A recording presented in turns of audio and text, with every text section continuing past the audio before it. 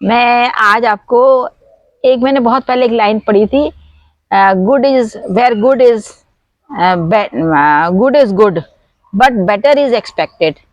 अच्छा तो अच्छा है पर यह है कि उससे अच्छा हम उम्मीद कर सकते हैं।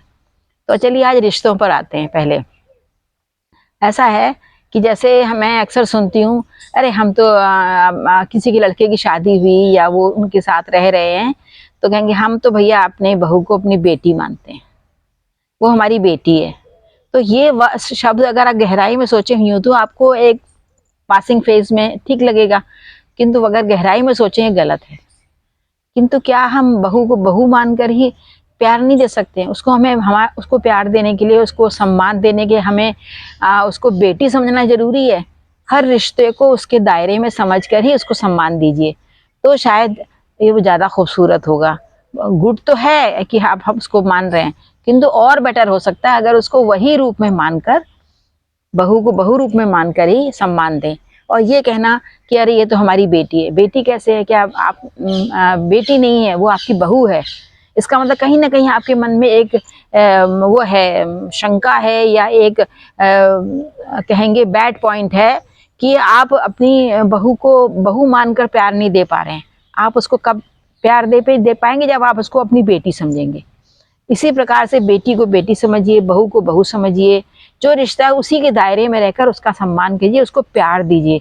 और देखिए रिश्तों में क्या होता है कि हम क्या करते हैं, हम कहते हैं हमारी बड़ी अच्छी हमारी वो है, हमारी सिंपैथी है इससे। कभी भी किसी के साथ सिंपैथी नहीं रखनी चाहिए। सिंपैथी का मतलब है संवेदना। सिंपैथी रखने वाला दूसरे के प्रति वो थोड़ा सा ऊपर हो जाता है, और जो जिसके प्रति सिंपैथी रखी जा रही है वो थोड़ा सा नीचे हो जाता है उससे। पर हमें बराबर एक प्लेटर में लाकर, एक समतल धरातल में लाकर लोगों को समझना चाहिए। इसलिए मेरे हिसाब से ना एपैथी अच्छी है, एपैथी का मतलब हो गया दुश्मनी, और नहीं सिंपैथी अच्छी है। मेरे हिसाब से हर रिश्ते में क्या अच्छा है? एम्पैथी। एम्पैथी का मतलब होता है अंडरस्टैंडिंग। हम समझ रहे हैं कि इसने ऐसा क्यों बोला है, ऐसा क्यों किया। इसी वाइसा वर्सा उसी प्रकार से जो हमारी बहू है, जो हमारी बेटी है, वो भी हमको समझे कि ये नहीं कि हम एक तरफा अपनी नाव चलाते रहें।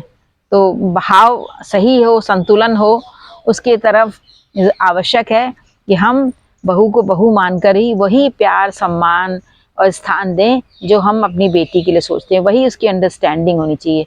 आज मेरा आप लोगों से यही कहना। अब रिश्तों के बारे में और भी बहुत सी बातें हैं, पर ये वीडियो इतना ही आप देखिए और समझिए, बताइए कि आप मेरी बात कहाँ तक सच है।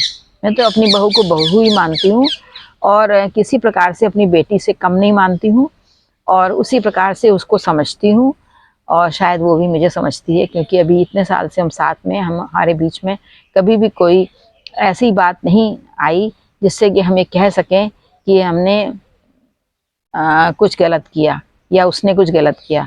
ये बात मैं आपको अपने पर्सनल व्यक्तिगत रिश्तों के बारे में बताना नहीं चाह रही। मैं कह रही हूँ कि मैं वही बात आपको बता रही हूँ जो मैं खुद करती हूँ। मतलब मैं अपनी बहू को बहू मानती हूँ। इसलिए मैं आपसे कह रही हूँ कि हमें ये वाक्य को ज़्यादा अच्छा नहीं समझना चाहिए कि हम तो भैया बहू को बहू नहीं मानते, यानी कि बहू को बहू मानना का मतलब है कोई गलत काम है। बहू तो बहू है, पर उसको वही प्यार, वही सम्मान, वही अंडरस्टैंडिंग दीजिए जो अपनी बेटी के लिए सोचते हैं। तो ये एक सही संतुलित धरातल पर हमारे रिश्ते पनपेंगे, फलेंगे, फूलेंगे, जैसे ये हमारे बगल में ये आगे बढ़ रहे हैं। ये मेरे को आपसे कहना है। नमस्कार।